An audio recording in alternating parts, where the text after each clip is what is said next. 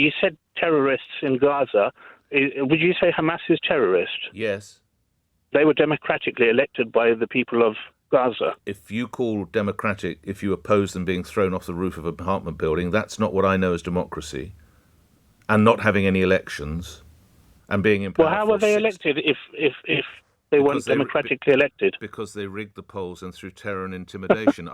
Your source for that? Just read it up. I tell you what, read Reuters, which hopefully you'll agree is... Reuters had their building blown up in Lebanon last time. That doesn't mean they can't put decent news out there. It is a known fact that people were thrown off the top of apartment buildings if they opposed Hamas. If you think Hamas are the good guys, Kaz, I suggest you're slightly misinformed. No. I don't think they're the good guys. I'm just saying they were democratically elected. You don't think they're terrorists? You don't think flying in and killing hundreds of people who are at a music festival and in a kibbutz, that's not the act of a terror group? For you and me, they're not. We're in the UK. No, but... Well, that wasn't... Well, you have strong opinions on Israel and they're not in the UK, so I'll try again. The activities of when they flew in, do you agree that's terror activity? Do you agree living in a camp? No, would you answer the question, sir? Do you agree the actions of that October weekend when they flew in and killed those teenagers and others at that music festival, that was a terror act? I'll answer that question when you confirm. No, you'll answer it now or we move on. Was it a terror act? Is season 7. See you later. Enjoy St Albans. Talk soon. Be well. Kaz, miss you. A happy day. You shoot lower. You don't shoot the person in the head and kill them point blank. That's not what you do in terms of trying to stop someone in regards to someone who has committed a crime. That's my personal... Someone who's been in a dynamic situation himself and has had to take the ultimate decision. Tony Long, you shoot in a different place. Well, I think this lady's been highly trained by Hollywood. That's what happens in the movies. The detective with the 2-inch revolver shoots the tyre and the car stopped. In the movies, absolutely. And that's where it works. It doesn't work in real life. Okay, that's what you're referring to, the movies. Yes, that's what you're referring to. That's what happens. That's what you're referring to. No, that's what you're referring to. You're saying that's what you're referring to. Right, okay. If you're going to be silly and childish, if you try to shoot out the tyres on a vehicle, believe it or not, a pistol round will bounce off. I said shoot lower than the head, sir. I moved on from tyres. Please address the fact he's sitting in a vehicle. The man in the head as opposed to the shoulder, the arm, the chest, etc., where he could have lived, but instead he died instantly. That is my point, sir. What about shooting from the side? Tony Long, what about a marksman shooting from, say, the side and trying to get it? I know it's a moving vehicle. I know people don't stand still when you shoot at them. I realise they... incompetence? I don't think it was incompetence. Tony Long? Well, the reality is, if my aunt had testicles, she'd be my uncle. All right, these things happen in a fraction of a second. You've got police officers trying to open doors. You've got to stop interrupting and being childish. Let's just keep this nice and professional. Let Tony Long finish his point, if you would, Imane, then I'll come back to you. Yes, someone probably could have shot from the side, but that person was actually trying to smash the window. He was trying to open the doors. These things happen so quickly that, yes, somebody could have... There's no point saying somebody could have done something. They didn't. They were trying to do something else. If you're very moderate, Mr Farage, why is it, according to research done by one newspaper, The Times, that nearly 1 in 10 candidates for your party is friends on Facebook with Gary Rakes? Now, he's the British fascist leader. Yeah, I'd never heard of Gary Rakes until yesterday. Had you? No. Well, there you are. There you are. So we have... don't forget, I've come in right at the last minute. We have not had time to do full vetting of candidates. It's been impossible for us, all right? And I'd admit that. We had a plan. We didn't have time. Now, hang on, listen to me. Go ahead. On Facebook, mates send each other things. Yep. They like things, not having any idea where it comes from. And I can only apologise to your listeners that not all of our candidates have been to Eton. Not all of our candidates have been to Oxford. Not all of our candidates are part of the London set. And people like things on Facebook without having a clue where they come from. And you, like me, have never heard of Gary Rakes before yesterday. No, OK, Mr Farage, but I'm not leader of a political party seeking, of course, to gain votes for the country. And what strikes me is you have this, and I know you are the bloke down the pub with a wet Labrador, a Barber jacket and mustard corduroy trousers. Sounds about right. Exactly right. Drinking a pint of Spitfire, looking back at the great days of empire and Winston Churchill and storming the beaches. But you've got about 1 in 10 people who have Nazi sympathies. That is utter cobblers, and you know it. I've explained this to you. People chuck stuff around on Facebook and they like comments. If you didn't know who Gary Rakes is, how could our guys know? Well, why has the vetting failed? Let me take you to a candidate called Steve Chilcott. Never heard of him. Standing in London. Never heard Islam of him. and Nazis are the same thing. Sean Matthews, standing in a seat in Lincolnshire, talking about children having their penises chopped off. If we come back to Hitler references, I could go through so many of your candidates. Well, I'm sorry. Hang on a second. I think Jake Fraser I think in Cheshire. people being alarmed about sex conversion therapy for children. I mean, you'll find that's quite a big majority view, actually. Let's come back I bet most of your listeners are worried about it. I bet you. Jake Fraser in Cheshire, the British Never public heard is of him. like... There's a health holocaust, is what COVID was. John Edwards, who's standing in one of the Southampton seats. Vaccine producers are like Nazi armament companies. I could go on and on and on. Well, your image is carefully honed. Do you know what? I've you. never honed an image in my life. I'm who I am. I've never pretended to be anything different to what I am. These are they're ordinary people. That's how people out there speak. That's how they feel. Ordinary people, they Mr. express Farage, say on Islam Facebook. and Nazis are the same thing. Well, I can tell you something. Go on. They both want to kill Jews. No, stop. Do you know why Churchill in 1933 was almost the only person to see Hitler as a threat? Because he'd seen it with fanatical Islam when he fought against it in the 1890s. Now, we've moved on, we're 80 years on, but people are allowed to have opinions. People are allowed to express views. You're not supporting the idea that Islam and Nazis. Just to clarify there, Mr. Farage. No, I'm scared of all fanaticisms. You're equally scared of Islam as you would No. be... You're making a very big mistake I'm asking here. you. I'm not talking about Islam. Okay. At all. In fact... But your candidate is Islam and Nazis are the same thing. A very, very prominent... They both want to kill Jews. They both hate homosexuals. A very prominent businessman who happens to be a follower of Islam has joined our party this week. I'll be unveiling him next week. The vast majority of moderate Muslims in this country agree with similar principles to you and me. What is worrying is Islamism, extremism. And I tell you what, most Islamic people would agree with that statement. OK, lastly on this, you have one candidate, Ian Gibbins, who seems to have totally the contrary view as you to concerns Winston Churchill. It would have been far better if Britain had taken Hitler up on his offer of neutrality. Well, that's what most of the cabinet thought in 1939, yes, 40. Well, can we talk about 2024? Well, yeah, I think the Daily Mail thought that quite strongly at the time. Can we talk it's about... It's a blooming stupid thing to say, and no question. Is he going to be disciplined? What can you do? His name's on the ballot. His name's on the ballot paper. I can't remove it. Gone raving mad? I've got more time to spend than to talk to someone like that. Let's go to some more calls. Jacqueline is in Oldham again. Jacqueline, you're on the radio. Good morning. Good morning. Good morning, Nigel. How would you reform the civil service? Go to war. I mean, it's unbelievable. I mean, this Conservative government, do you know, there are 600,000 more civil servants now than there were in 2019, despite the fact it was a Brexit election when we were supposed to get rid of regulations. Sunak ran as party leader, promising to get rid of 4,000 EU laws. Do you know what he did? Cancelled it. So I'm afraid the bureaucratic state, in some ways, has got worse, not better, under a Conservative government. It would appear... It's very interesting. There was a Home Office, a report in the Telegraph in the week, saying that people on a Home Office WhatsApp group were talking about inflicting violence on me. We haven't got a neutral civil service. They're utterly politicised. And we need to get back to where we were in the 80s, where ministers decide and civil servants implement, and it seems to be the other way around. Big reduction in numbers, which we can get if we start to deregulate. Which department would you target first? Every single one of them. Well, if you could find them, because they're normally working from home, of course. On the subject of your security, The Sun reports that you've been offered private security by the Home Office after, as I've referenced earlier, you have been the unfortunate victim of 2 attacks already. Will you avail yourself of that, Mr. Farage? Well, I don't discuss my personal security situation, but I will say this: that in one day, 2 days ago, I was in Barnsley, I was in Ashfield, I was in Great Yarmouth and Kent. Can you imagine how big a security team that is? And, a lot of people were involved that day to try and keep me safe. And the Home Office, with the best will in the world, want to help a little bit, but they couldn't cover that. So you won't be availing yourself of that? If they want to help us, that's fine. But I need something much bigger than they can offer. Do you ever get scared?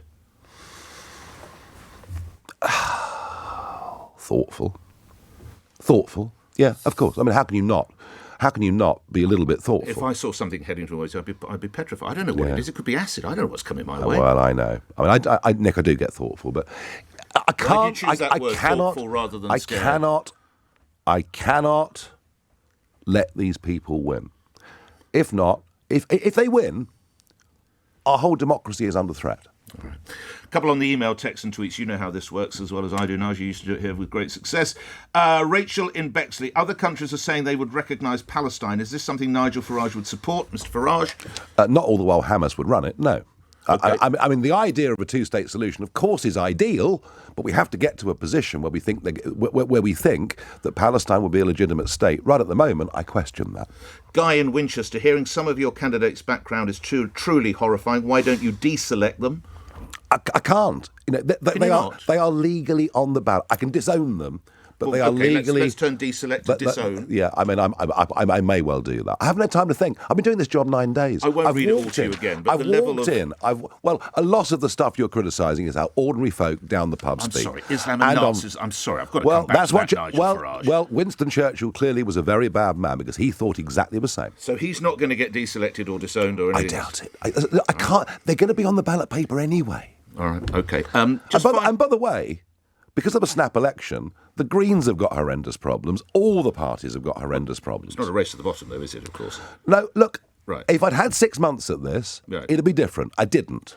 Let me just find it, before we go back to the calls, finally on this aspect of it, talking about you out campaigning.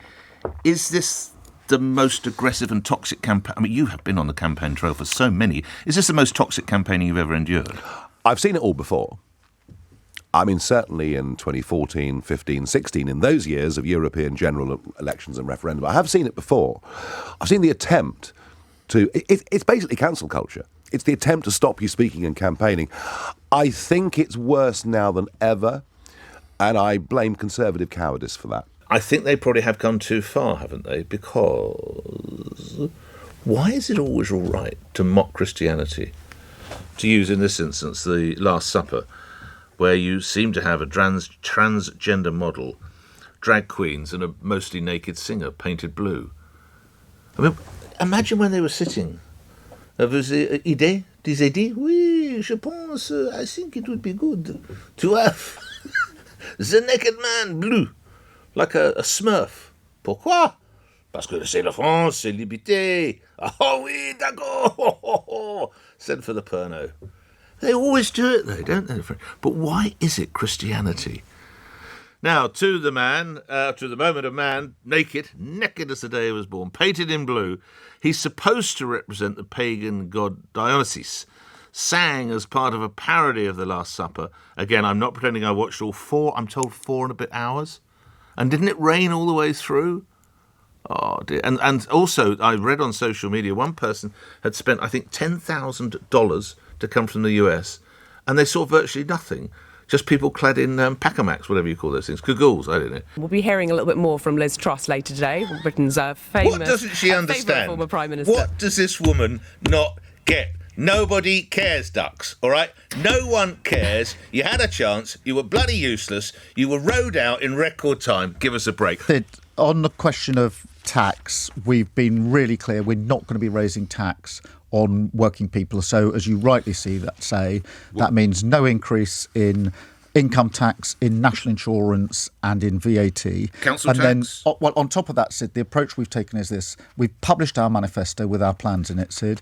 Every single thing in that document is fully costed and fully funded. So we've worked out how much it will cost, and we've worked out or explained where the money will come from. There are some tax rises, Sid, so we want to get rid of the non-dom status properly. That's where the super rich don't pay their tax in this country. We want to get rid of the private equity loophole, which again is used by those that are pretty wealthy to avoid paying the income side of tax. Okay. And we want a better windfall tax on oil and gas companies. But beyond that, Sid, none of our plans require a tax rise because our focus is on growth. So, Sid, none of our plans require tax rises over and above the ones we've set out. So you can say now there will not be an increase in council tax? Look, Nick, what I'm not going to do is sit here 2 and a bit weeks before the election and write the budgets for the next 5 years. So you can't rule it out? What I can say is that none of our plans require a tax rise, and that is for a reason. And the reason is our focus is on getting our economy going, on building, on growing, on raising living standards and creating wealth. You're declining to take the option to say that council tax will not increase. So I can put it to you that it will increase. And you can say, I don't know. Nick, it would be foolish to write 5 years' worth of budgets before going through to 2029. But you do realise, respectfully, every time you say, we're not going to raise VAT, we're not going to raise it, and everybody says, what about council tax? You say, well, I honestly can't. You know what people are thinking. You're a bright bloke. Council tax will go up. Yeah, well, let me... Clearly it will. No, Nick, that isn't go our up. plan. No, Nick, none of our plans require a tax rise. Will it go up or when to go up, Sakir? None of our plans require a tax rise. No, Nick, because I do need to explain this. I think you've had your time, respectfully. We saw Carla Kane's mother and his brother very distraught. Do you have any level of sympathy to them? No, none at all. And the reason I don't is because they brought that individual into this world and into our country. And I understand the premise of the programme is that they tried to get help and they were victims in this too. I don't want to say anything litigious or inflammatory, but I would question the Carla Kane family, including the father. Did you do all you possibly could have done over that extended period of time? Because we will, and we have seen all of the transcripts and all of the detail of calls that were made, including the night of the murders when he spoke to his brother. This is when he says, I'm going to do something bad or something. No, he said, I've already done it. Yeah. With the polls refusing to budge, Rishi Sunak needed to throw the kitchen sink at his LBC phone-in to try and change his fortunes. The Prime Minister faced an hour of taking questions from our fearless listeners and from LBC's Nick Ferrari. And there were more than a few uncomfortable moments as he faced the public, including with this grilling on whether he understood the cost of living crisis despite his wealth. I'd like to ask you about food banks. So currently we have 3 million people using food banks. In 2010 there were 35 food banks, and today it stands at nearly 1,200. This affects every single person in the UK. I work in the health service. I work with children who are suffering daily. They aren't able to eat. They're expected to go to secondary school, primary school with hardly any food. It affects the health service because we have poorly children who are unable to get the nutrition that they require. How, as a Prime Minister who is richer than the King, can relate to any of our needs and struggles? Prime Minister.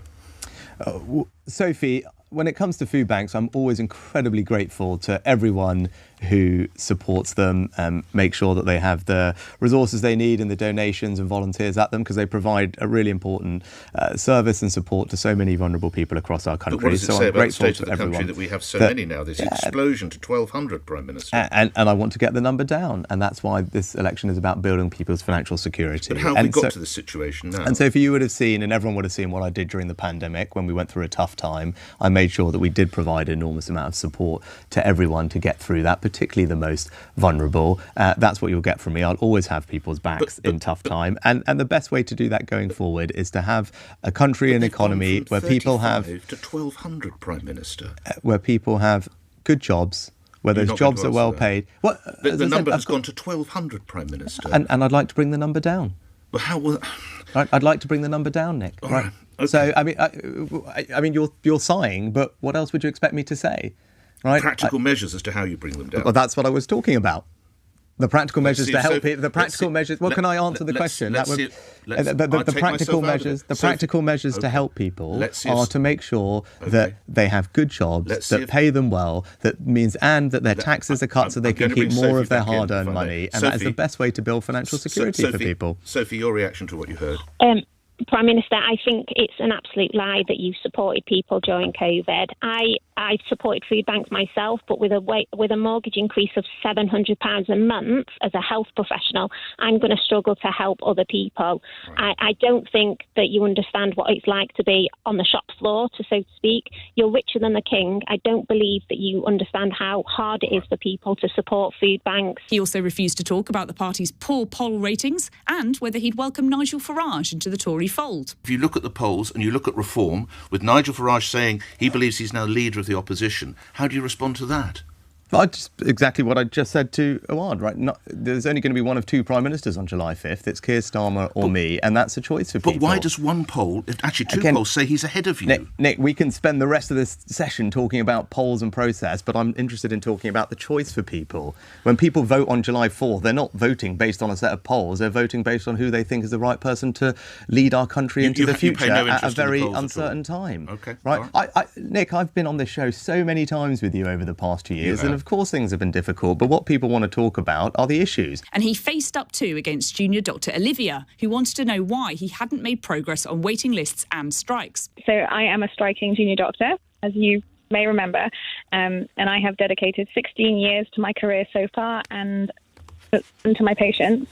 I spoke to you last year, and today I find myself in exactly the same situation.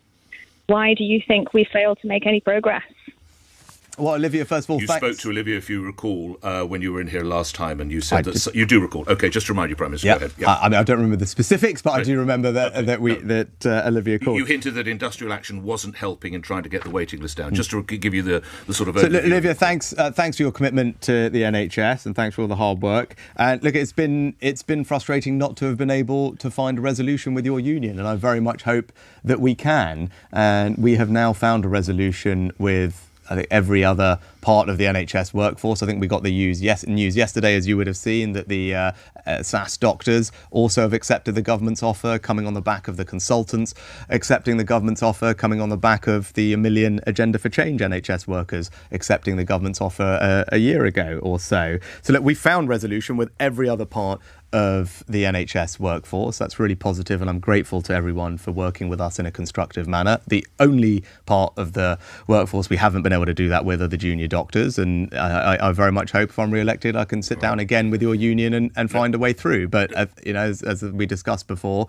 these things have to be done in a way that's fair and affordable, and we've done that everywhere else, and I hope that we can do that with your union representatives too. Let's get Olivia back in a response, if you would, Olivia. How's the situation changed since you last spoke with the PM? I mean, I'm not sure what we just said was entirely true, because you're still technically going to be in dispute with nurses. They didn't accept the contract that they didn't accept what was offered to them. They just didn't reach the ballots that they needed to continue strike action. And to be honest, I think, speaking to nurses on the shop floor, I think you're going to have that problem in the future if they do reballot. GPs are also currently balloting at the moment. Locally employed doctors haven't had anything yet either. The junior doctors aren't the only people in the workforce that are still in dispute or unhappy, but that is a line that I've definitely heard many times before. Right. Look, the reality is the Agenda for Change workforce settled with the government, and I'm very grateful to them. And I know not everyone in that might have been perfectly happy with the deals, and in these situations I think probably nobody leaves perfectly happy, so I understand that, but that's the reality. Ditto with the consultants and with the specialty SAS doctors. So it really is the junior doctors, and as most people will know, they've asked for a 35% pay rise. I don't think that's reasonable, I don't think that's fair, and I don't want to put up everyone's taxes to pay for it. The Prime Minister also accused billionaires like the Phones for You founder John Caldwell, who is now backing the Labour Party, of being rich enough to be able to afford tax rises under Keir Starmer. How significant is that two of Britain's richest men have announced they're backing Sir Keir Starmer, one of whom, John Caldwell, has in the past given £500,000 to the Tory party as recently as 2019. Both he and Sir Jim Ratcliffe are saying Sir Keir Starmer is the future Prime Minister. As you said, they're two of Britain's richest men. They can probably afford Labour's tax rises, but for tens of millions of people who are working really hard, they can't. And I want to cut people's taxes. Right, that's what I'm wanting to do for this country. We've started already by a £900 tax cut for everyone in work. I want to go further if I win this election to give people financial security. And what we've seen from Labour Party just literally yesterday on your own show, Nick, Keir Starmer here, all over the place, can't rule out whacking everyone's council tax up. I'm not going to do that. I want to cut people's taxes at every stage of their life, and that's the choice for everyone at this election. And finally, he revealed that his two daughters were very excited about the idea of doing national service when faced with this call. Morning, Prime Minister. My name's Ayagi. I'm 17. I just wanted to ask, why should I have to do national service, and what do I gain from it?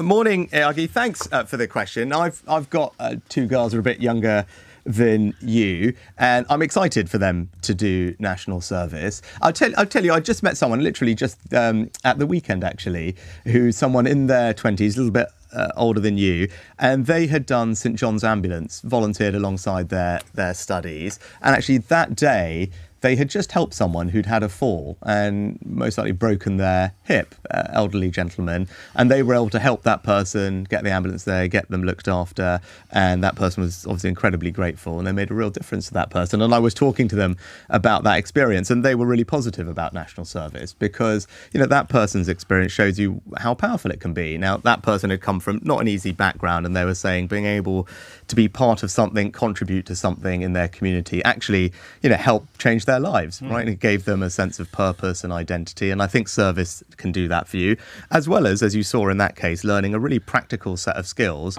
that have helped them and allowed them to help other people. Are your daughters excited about the possibility, yes, Mr. Sunak? As I said, they're more excited about that than they were when I announced maths to 18, I can tell you that. What do you sense they would seek to do? Would they want to do actual... They're having that debate. I think I've got one of each at the moment. When you say one of each, what, one to do national service, one to do voluntary work? Is that what you're saying? Because remember, you'll have a choice here, Aggie. So everyone will have a choice. And actually, a very small number of people will do the military component because it will be competitive and selective. And the vast majority of people will end up doing something more in the civic sector, as I said, like St John's Ambulance, helping elderly people. And as I said, I think it allows you to be part of something bigger than yourself, and that gives you meaning and purpose in life. You'll learn a set of practical skills that you will, I think that will serve you well. And more generally, as a country, it will contribute to our resilience, which is a good thing too. Let's just press pause there. As Prime Minister last month, she would have been in Genoa for the G8, and she would have been in Washington for NATO. I've got nothing against Beccles, I'm sure it's lovely, but we find Liz Truss in Beccles Public Hall in Suffolk. Comes to an abrupt end earlier this week, Tuesday night, as the former PM is made aware of a banner depicting a lettuce and the words, "I crashed the economy," appeared behind her on stage. Before you play, and you have to listen carefully, you can see the video, by the way, you can see it all take place on the LBC website. I support Trump and I want him to win. But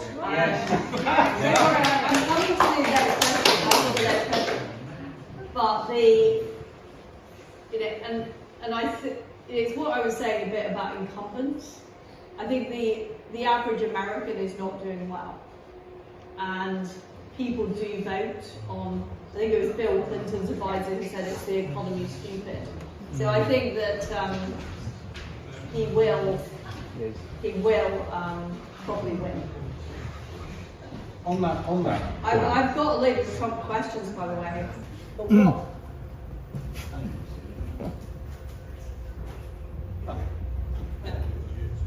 No idea where that's come from.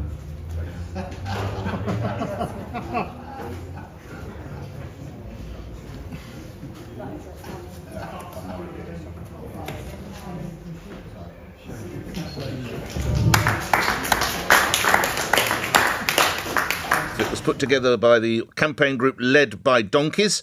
They said she's avidly supporting Trump. Actually, she's lending the weight of the office of British Prime Minister, which she held, albeit for a short period, to the pro-Trump campaign. We thought, says the group, she's aligning herself with the far-right America. Sometimes, not always, sometimes one of the best approaches to the far-right is to laugh at them. Well, yesterday, Liz Truss's former Chancellor, Kwasi Kwarteng, very instrumental, of course, in that budget, spoke with the global podcast, The News Agents, about this. Kwasi was sacked by Liz Truss after just 38 days in number 11, shortly after delivering that catastrophic mini-budget.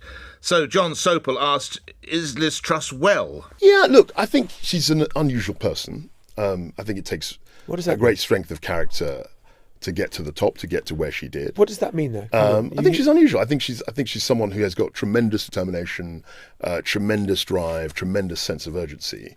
But sometimes a high EQ.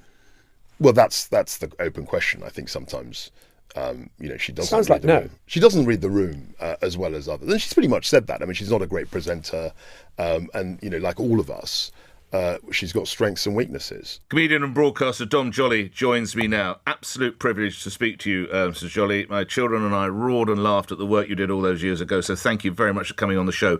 Dom Jolly, was it funny or was it bullying? Good morning. Morning, Nick. I thought it was very funny. It was very led by donkeys. They've obviously got this. They've obviously invested in this remote control banner dropper. They did it with Nigel Farage, saying he's a friend of Putin, and then they did it with Liz Truss. I thought it was very funny, and actually, I thought it was justified. I mean, this is a woman who, in my view, crashed the economy and now gets over £100,000 a year for the rest of her life for 49 days in office. And I think it's the fact that she hasn't shown any contrition. And in the old days, I think sort of ex-prime ministers would keep quiet and sort of slightly disappear off the scene. And she's just still there, just going on with showing no contrition. And I think sometimes things like satire and these sort of stunts are the best way of protesting. How much is it fueled by her open support for Donald Trump, Dom?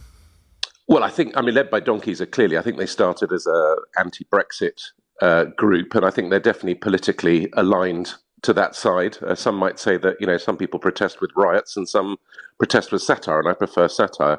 But yeah, I think the fact that she is still, there is that. I think there was that understanding in the old days that when you finished being prime minister, you disappeared for a bit and you did something else. And she's never stopped, really. She's doing more work now than she did when she was prime minister, and she seems to be actively campaigning for Trump, which is very odd. What's the best form of political humour? My favourite of all time is the weirdest one. There was a guy called Noel Godin, who was a Belgian anarchist, and he decided that it was his job to bring anyone down in public life who'd got too big for their boots. And he'd do this by organising a custard pie attack on them. And his famous expression was that he said, there's no better way to judge a man's character than by how he behaves when he's hit by a custard pie.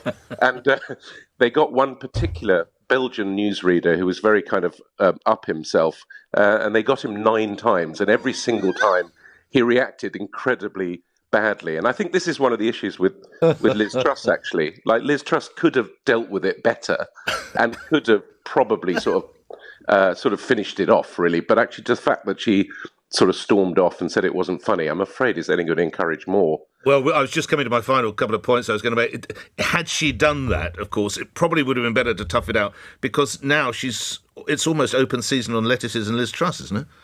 I'm afraid it is. It's great news for sellers of lettuce. I think there's just they're going to go on and on. I mean, you've got to think practically. The first thing I'd have done would be rip the thing down, because you've got to think this is even though it was 49 days, she's an ex-prime minister. Yes. I mean, it's not saying much for her security detail.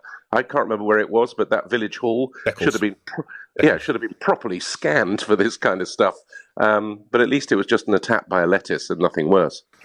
Dom, I've thoroughly enjoyed our conversation. You really have lifted the mood. Thank you, Dom Jolly, comedian and broadcaster. As if you need reminding, of course, the genius behind that show. I can't believe how long ago that was, by the way. Trigger Happy TV.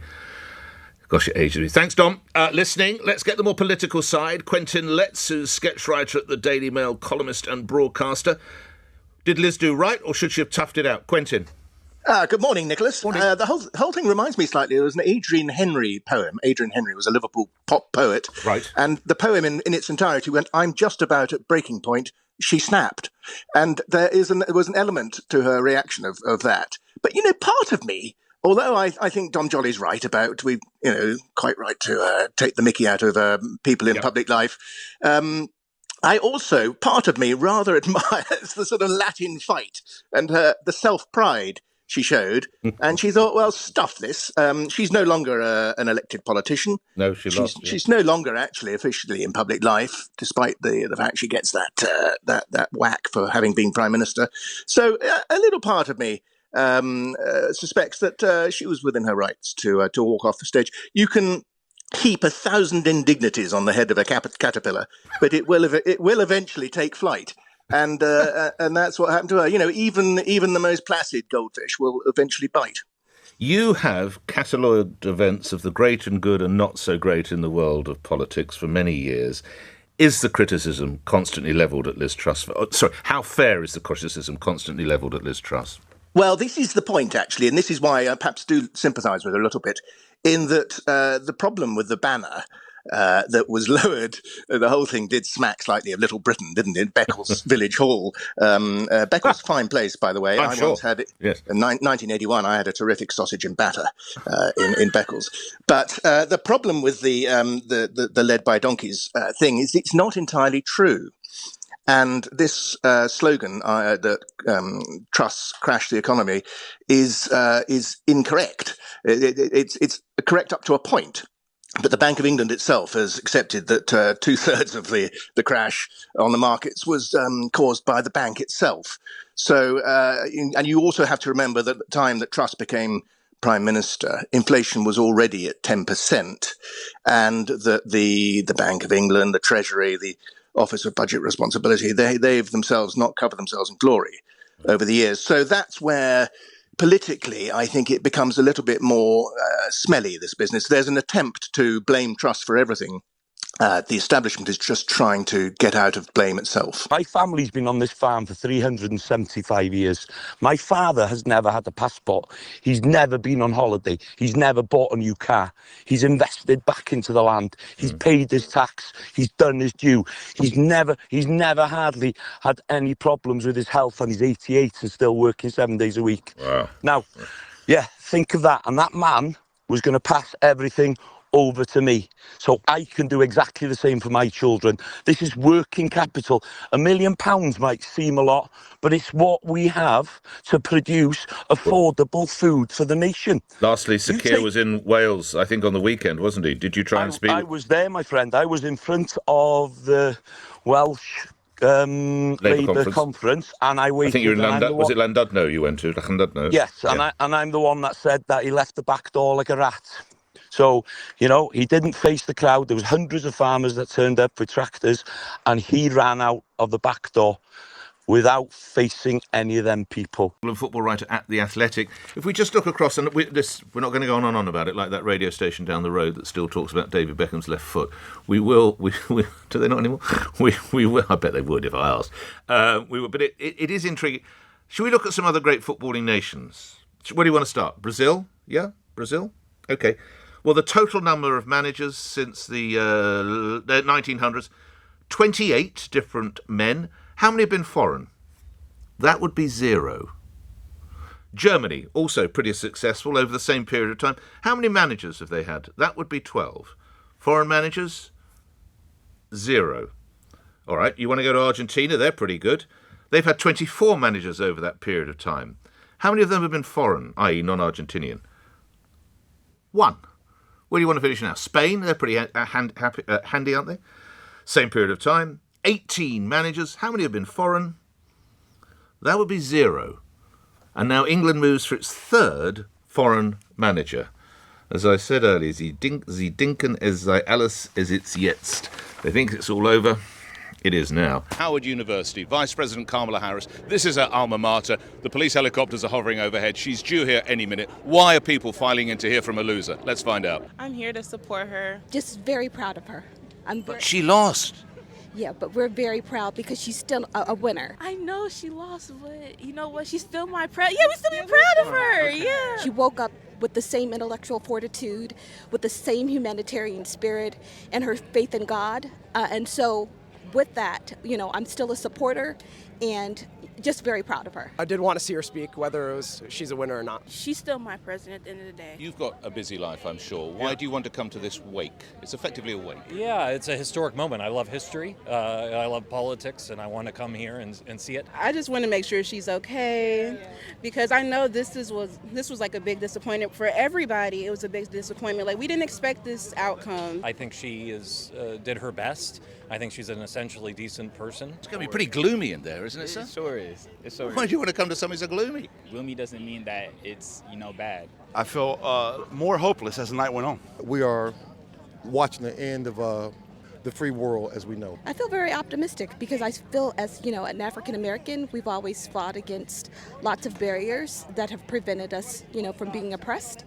And so now it's just time to galvanize and, keep our efforts going. I was definitely disappointed, but it is what it is. I can't change it, so I just got to accept it and keep moving, I'm very, very sad and disappointed that people couldn't see the bigger picture. Yeah, it's just a difficult loss, but, that's democracy and that's the way it goes. The House, the Senate, the Supreme Court, and the White House were cooked. Why'd she lose? More people supported Trump, I guess. I don't know. America hates black women, so... Latino machismo.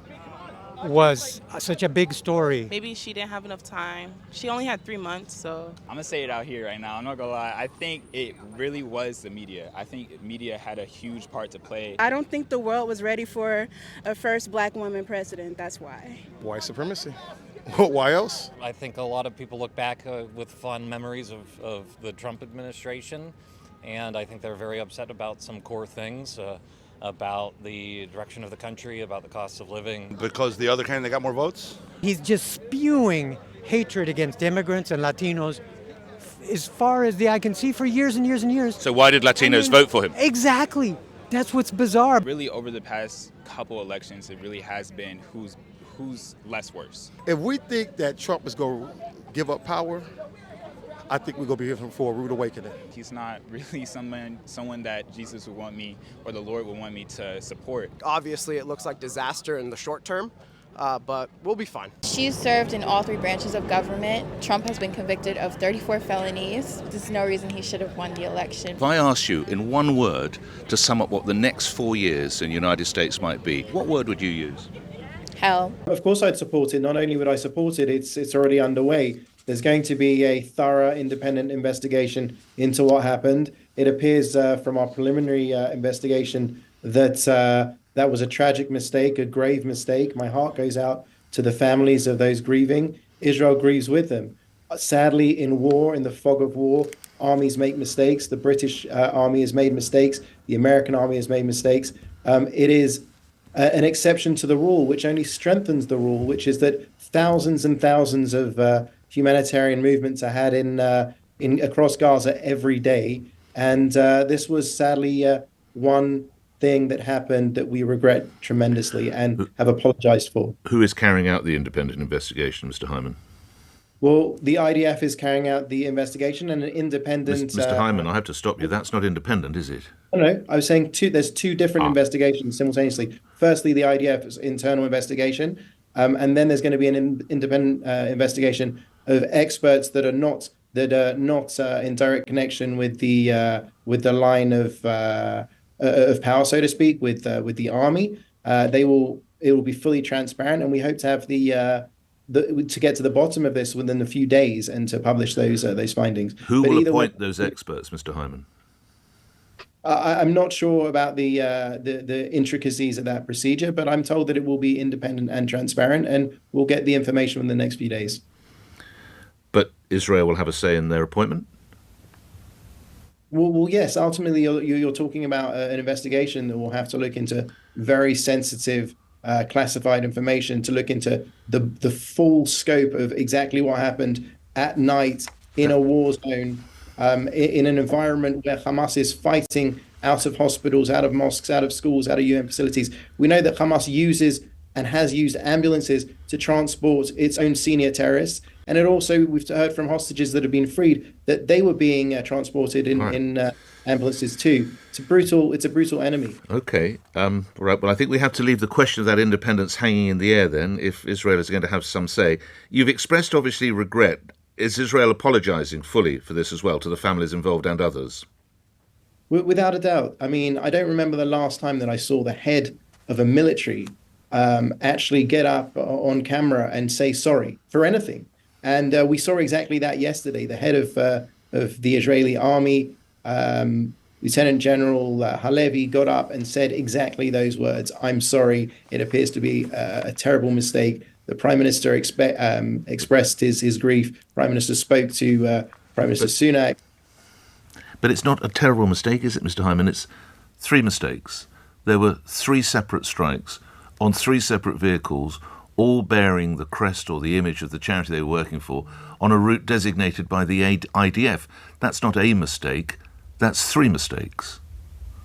Well, I can't speak to the specifics that you described until the investigation is thoroughly done. What I can say is, when I say it's a mistake, it appears to have been a mistake of misidentification. So those missiles appear to have gone off, but it was a misidentification. Now, we will get to the bottom of this, and but to say that the fact that it had a logo on the cars would suggest something, sadly, Nothing is holy for Hamas. Just at the beginning of this week, we finished an operation in the biggest hospital in Gaza that had been turned into a military base for Hamas. They were shooting out of the maternity ward. They were shooting out of the ER.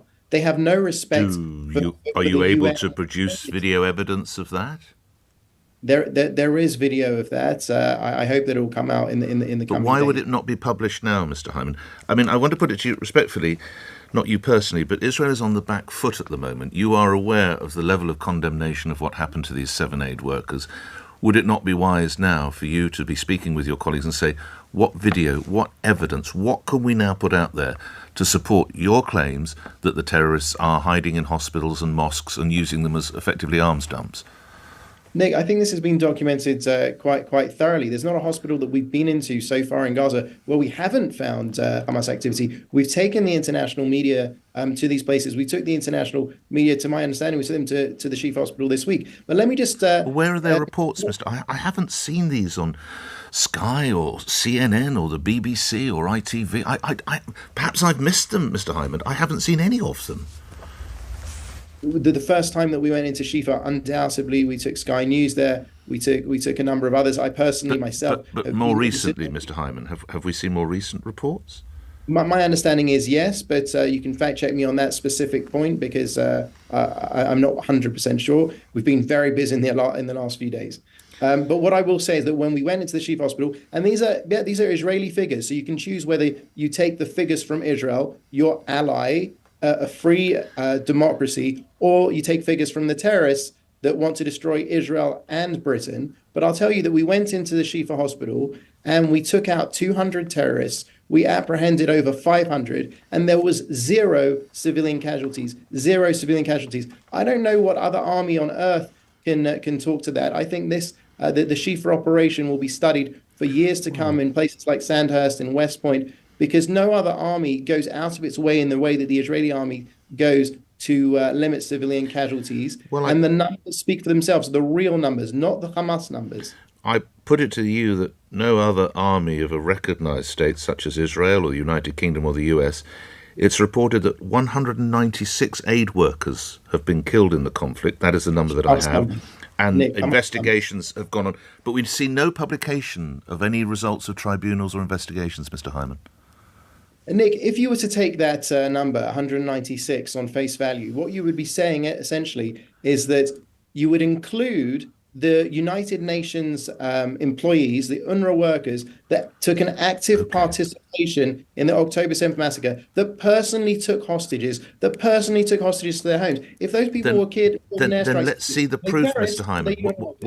Where are the? Because I put it to you, and you can counter this, but I believe this is the British Army, and I've been told this from a former brigadier.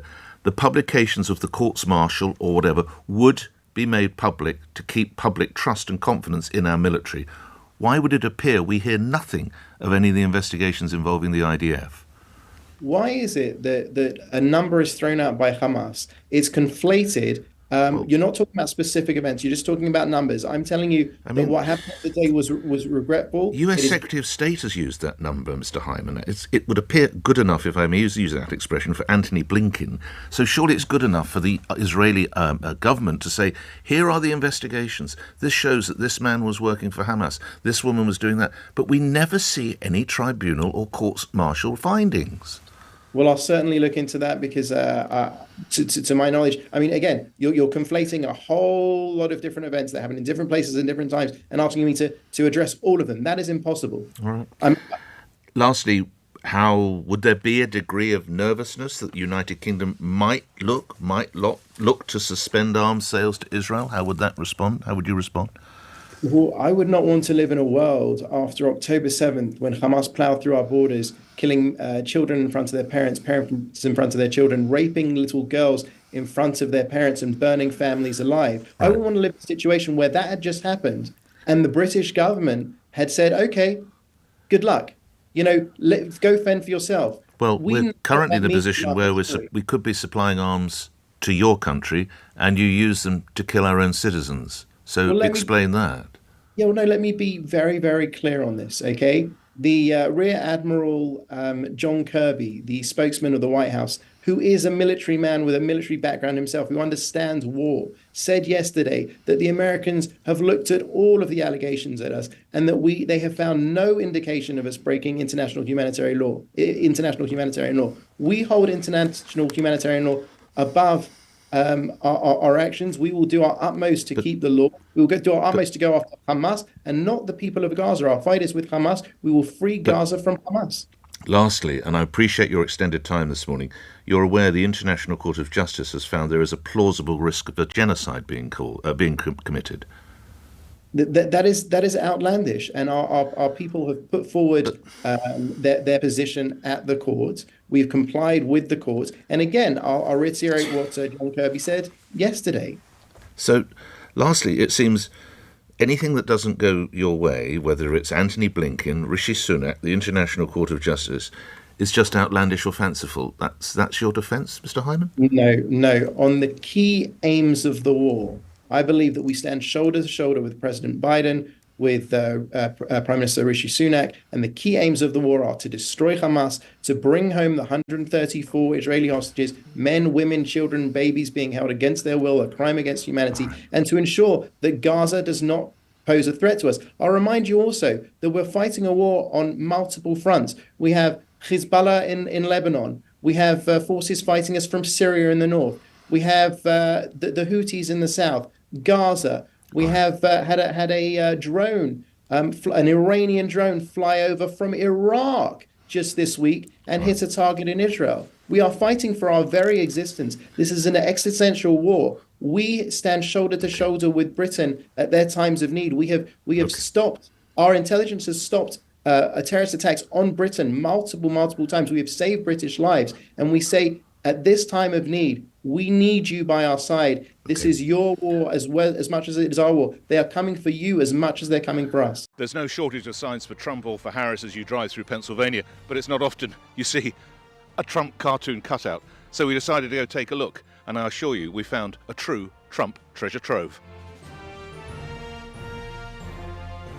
We do these carvings in connection with charitable events that we've had on the property, and they represent like historical things. Like this is, of course, the Statue of Liberty. That is Molly Pitcher.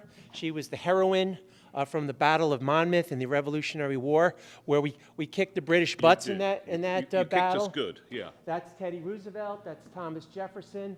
That's Sacagawea. That's Andrew Jackson. This is Ronald Reagan. This is a scene from The Nutcracker. Yes. This is the album cover of Abbey Road. This is where I do all my prison weights. Oh, wow. You can see I'm a Mets fan and I'm a Jets fan. You see George Washington on the horse over there. You see Abraham Lincoln. And basically, this is my life in a barn. So, and when my wife is mad at me, this is where I'm exiled to. And you can bolt the door, right? No. No, I let her back in. Or maybe she lets me back in.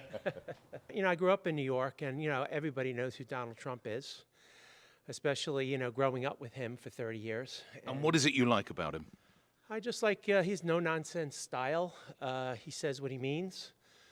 He means what he says. He's a very strong leader. He's great for this country. He's all about putting America first. And would you say most of your business associates and most of your friends and neighbors would be going for Trump? Yeah, this is kind of Trump country. So, I mean, in Pennsylvania, you have Philadelphia, you have Pittsburgh, and in between you have something called Pennsylvania, which is kind of like a rural, suburban area, and we're right in the middle of it. And so there's a lot of support for Trump around here. And you can see that just from all the signs that you see. This on the wall here? Yeah. This is signed by 5 American presidents. There's only been 3 times in American history where 5 American presidents were at one place at the same time, and it was when they dedicated 9/11. So goodness me, that's 1, 2, 3, 4, some 5. history. Yeah. Wow. So have you met Donald Trump? Yeah, when I was a younger lawyer, when I first started out as a lawyer in the mid-'80s, I represented his casinos in Atlantic City, and I got to meet him once. Good bloke to work with? Yeah, I mean, listen, I was working for people that were 10 rungs below him, but he was the boss. He owned the casino, and so once you meet Donald Trump, you never forget him. Let me say that. They don't have anything like this in England. We have people who follow the party, but I don't know anyone who's got the... Well, maybe Mr. Thatcher. Maybe Mr. Thatcher. There's someone with a Thatcher shrine, probably. Yeah, you're right. You're right. Lastly, which way will the state go, do you think? I think all indications, I see it trending towards Trump. I think he's got a lot of momentum. I think he's got a good message. I think, if you think about, are you better off now than you were 4 years ago? I think the answer is pretty easy for most people that give it thought. I don't think Harris has really impressed herself. I think she's tied to Joe Biden, whether she likes it or not. And he's been like the worst president in American history, and she really doesn't have a message for the American people.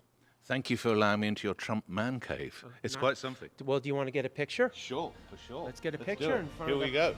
Do I get in as well? We call it the Trumplehead. It's the biggest bobblehead in the world.